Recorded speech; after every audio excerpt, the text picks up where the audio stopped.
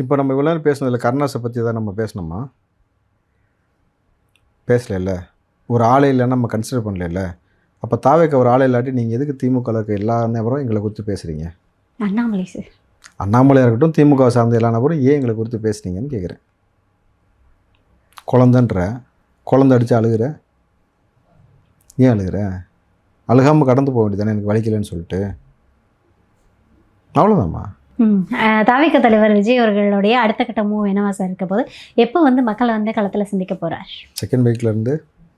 Okay. அதுக்கப்புறமேட்டு ரொம்ப அதிரடியாக இருக்கும்.